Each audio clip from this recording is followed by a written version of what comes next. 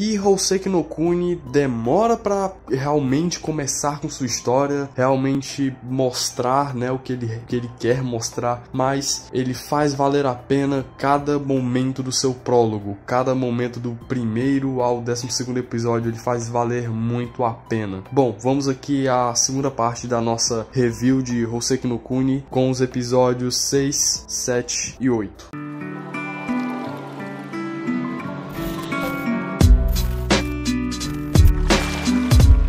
Já vou aqui me desculpando, né, novamente, caso fique o som de alguma moto, carro ou caminhão aí de fundo, né, eu tô fazendo o meu possível, pessoal, eu tô gravando isso aqui na madrugada e mesmo assim fica 1, 2 ou 3 veículos passando aqui perto de casa e, bom, desculpa aqui o barulho de fundo. E vamos lá, como eu havia dito no começo do vídeo, né, Hoseki no Kuni, você percebe que ele demora pra realmente mostrar algo, né, realmente começar a história, dizer, ó, vamos lá, agora vai, né, ele demora pra isso. Tanto que você chega aqui, ó, no 8º episódio, né, ele ainda não tá nesse, né, vamos lá, agora vai. Não, do 1º ao 12º episódio é um prólogo, né, montando a nossa querida personagem Foz. E falar em montar a nossa Foz, né, produzir, escrever ela, o 6º ao 8º episódio, momento mais alto, né, principalmente no 8º episódio, é o momento mais alto de Hoseki no Kuni, porque a Foz, ela vai perdendo partes,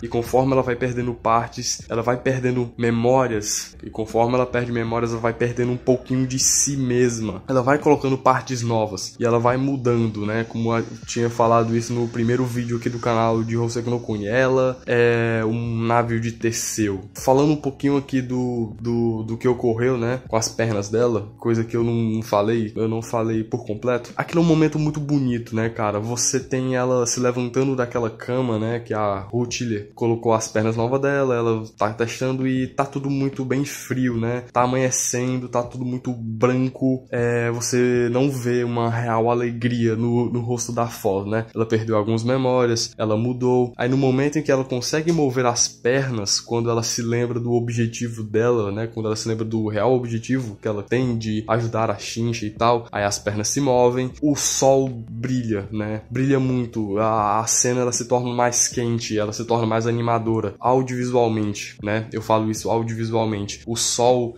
os raios de sol aparecem mais, a Foz fica mais animada, a música ajuda a animar, ela correndo livre, né? Nossa, momento lindo. E se você prestar atenção, fica um sonzinho do sino, né? Daquela escola tocando, tom, dom. Isso daí, meu irmão, é literalmente remetendo a um nascimento, como se ele estivesse dizendo, anunciando, né? Um nascimento de algo, de alguém. E isso é a Foz, anunciando o nascimento da Foz. Isso você pegando pra interpretar, né? Quando você vai aí pro 6º episódio, né? 6º episódio que o título é Primeira Batalha, você vê que esse sino, a Zircon foi num anúncio, né? Que chegou os Tsukujins e a Yellow tá precisando de ajuda. Mas mesmo assim não perde o sentido interpretativo em relação à Foz. Uma coisa que eu gostei bastante desses primeiros minutos do 6º episódio, essa conversa da Rutile com a Yellow Diamond. Você tem um momento assim tão cinza, você tem uma certa apresentação da Yellow Diamond como uma irmã mais velha, né, já que ela já viveu bastante. Você vê um momento em que ela coloca um conflito nela, né, problema que ela tem, que ela meio que carrega uma certa culpa, né, porque ela já teve várias parceiras e estas parceiras se foram, os Tsukujins levaram, e ela tá com a Zircon agora, né, a Zircon se sacrificou não, protegeu ela daquelas flechas, aí a Zircon se quebrou todinha. Aí você tem esse momento, né, da Rutile com a Yellow, e que, nossa, cara, no momento em que a Rutile fala que, olha, ela fez isso porque te respeita muito, Yellow, né, você, metricamente, tem um sonzinho de um raio no fundo, e isso daí mostrando esse problema, né, esse problema da Yellow. No momento que a Yellow vai responder, né, no momento que a Yellow escuta o que a Rutile fala, se eu não me engano, aí tem esse sonzinho do raio, muito preciso, né? Um momento muito preciso. Isso daí é literalmente remetendo a este problema, né, que a Yellow Diamond tem, e que ela realmente ficou com um olhar bem pesado, sabe? Outro momento aqui muito importante a ser comentado do episódio é quando a Foz, meu irmão, quando a Foz vai contar ao Sensei sobre o que ela viu no mar. Presta atenção que o momento, assim que o Sensei pergunta, e aí, Foz, nos fale o que você viu no mar. O momento ele fica quente, fica aquele vermelho. Isso daí é agitando, momento de agitação. Em relação ao meu entender do Sensei, o Sensei ele é um cara assim, alto nível de inexpressão, e que nesse episódio você vê que ele realmente ficou agitado. Assim que a Foz falou humanos, aí ele, o quê? Quase isso, né? Ele arregalou os olhos. A câmera foca no rosto dele, né? Tem um foco no rosto dele. Muito importante, cara, porque quando ela fala humanos e já fica agitado daquela forma, você já, você sabe de algo, né, Sensei? Você sabe. A atenção do espectador, né, das dúvidas, dos questionamentos vai totalmente direcionada a esse Sensei, né, que desde o primeiro episódio eu já estou direcionado a ele, mas nesse sexto episódio fica um pouco impossível, né, de você nos perguntar, esse professor sabe de alguma coisa, né? Esse professor tá escondendo alguma coisa, né?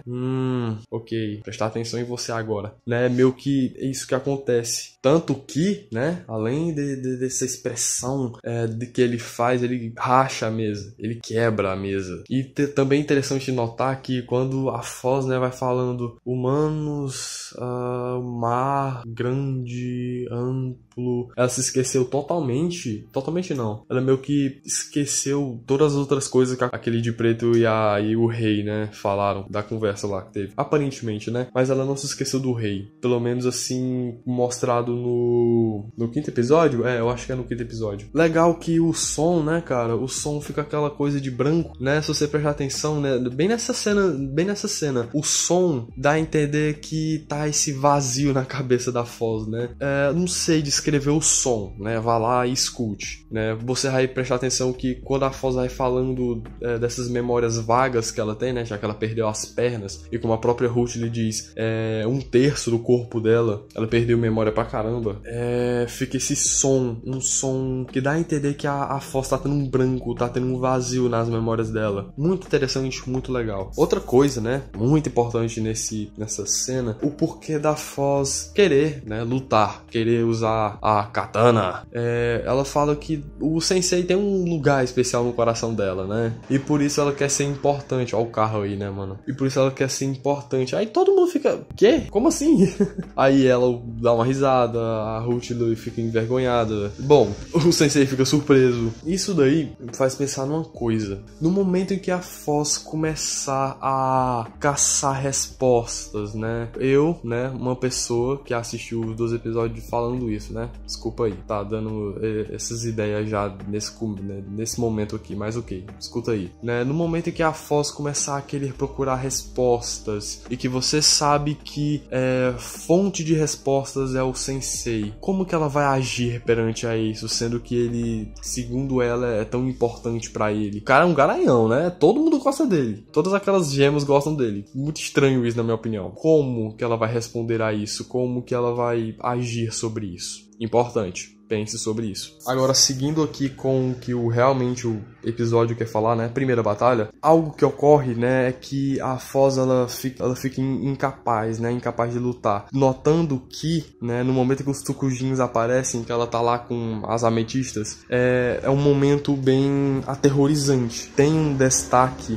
na forma como os Tsukujins vão surgindo, e que é bem bizarro, é bem aterrorizante. Deve ser aterrorizante porque é a primeira vez que a Foz realmente vê aquilo e realmente tem que fazer alguma coisa em relação àquilo. E ela não consegue, porque ela fica com medo. E o momento dela se tornar incapaz, né, não conseguir fazer nada e ver as ametistas trocidando lá, aí chega o pessoal, ajuda ela e tal, não vai ser a última vez, né? Não é a última vez. Porque no 8º 8º episódio, quando ocorre aquilo, realmente vai mexer muito com o psicológico da Foz. Nós sabemos que vai mexer muito com o psicológico, né? Ela perde os braços e a Antark é levada e aquilo vai mexer muito com ela, vai mexer muito, muito mesmo, emocionalmente e psicologicamente com a Foz. Agora, vamos lá, né? Já que eu citei essas partes aí, vamos começar a chegar no ponto alto aqui dessa segunda parte. Você tem aí no 8º episódio o momento que a Antark é levada, né? A Antark Site. A Antark ela é levada e esse é o momento, né, em que a Foz, ela realmente começa a fazer algo, começa a agir. Ela sente o peso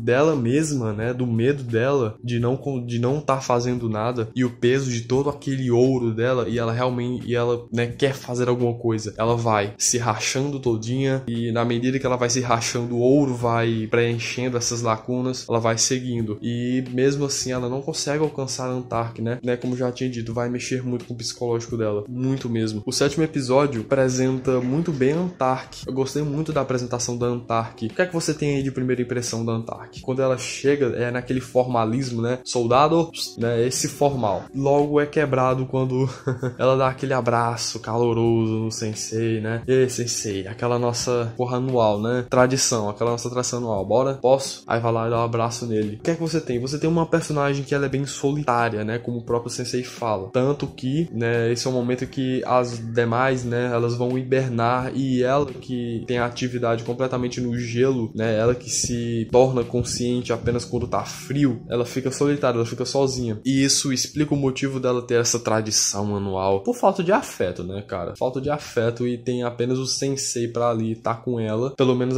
não a partir de agora, né, que ela tá com a Foz. A Foz realmente faz ela ter umas outras atitudes, como por exemplo, e estudar um pouco sobre o que a Ruth lhe faz, né? Você percebe aí que ela vai folhetando aquelas coisas, né? Ela começa a procurar saber sobre como colar, né? Já que ela não vai estar mais sozinha, ela é a senpai do momento, né? Em relação à Foz, ela tem que estar assim de olho na Foz. Aí você chega no momento em que a Foz perde os braços, né? Momento esse, cara, que você não tem muita explicação, né? A única explicação que eu posso pensar é a seguinte: aqueles blocos de gelo, né?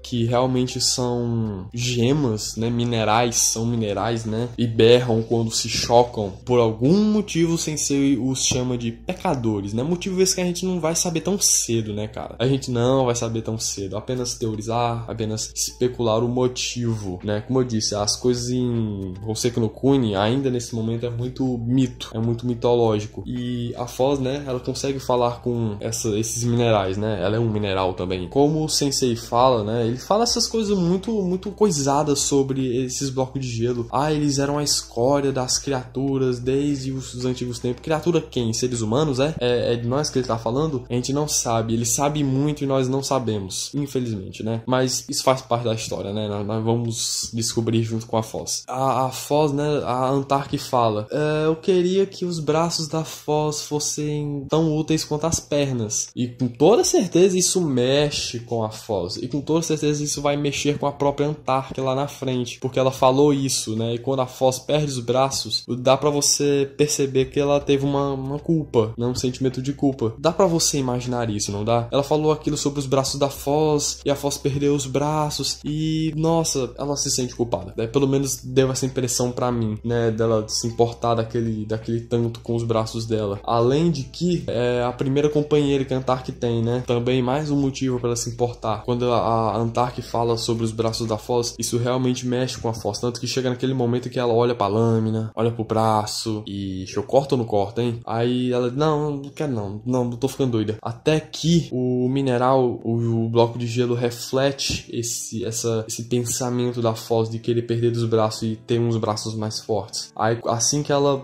cai na água, ela perde os braços. Uma coisa muito difícil, né, de ser explicada, já que a gente não tem tanta explicação sobre aquele mundo, né? Mas sim, apenas você pensar sobre isso, você pode ter o mínimo, né? Um mínimo de saber sobre o que aconteceu ali. Os braços sumiram, quem levou foi os blocos de gelo, com toda certeza quebraram os braços inteiros, né? Da Foz, que foi pra Foz conseguir pegar outros novos, né? Como o próprio bloco de gelo dá a ideia, né?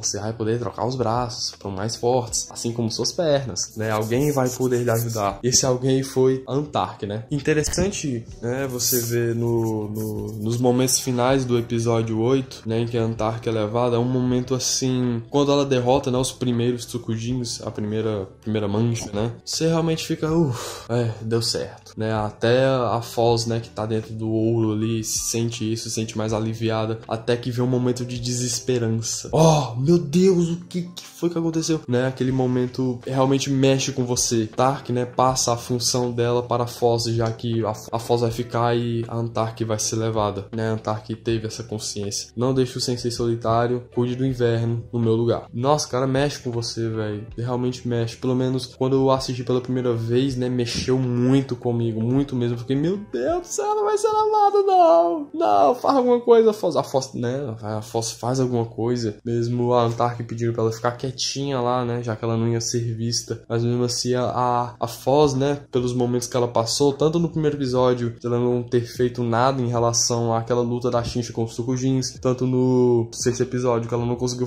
fazer nada naquela luta das Ametistas contra os Tsukujins. Aqui, ela não poderia ficar parada de forma alguma. Ela, poxa, não poderia, né, a culpa seria demais, a frustração seria demais. Aí você chega no final do episódio e ela está... É um final, assim, bem luto mesmo, né? A gente vê na ending, quarto, né? Em que a Antark fica quando ela tá em estado líquido. Vai lá, da noite para uma manhã. Quase como se fosse um momento de mudança, né? Transformação em relação ao que a Antark vai fazer sobre a Foz, né? Pelo menos foi isso que eu consegui pegar. E bom, pessoal, ficando por aqui, eu espero que vocês tenham gostado. Já tô um tanto cansado aqui. Próxima semana, algum momento aí, eu mando, né, a terceira parte, pegando do nono ao resto, né? O resto dos episódios eu sei que no Kuni. Aí a gente vai pro mangá, beleza? Bom, deixe seu like se você gostou, deixe seu dislike se você não gostou. Até a próxima. Falou!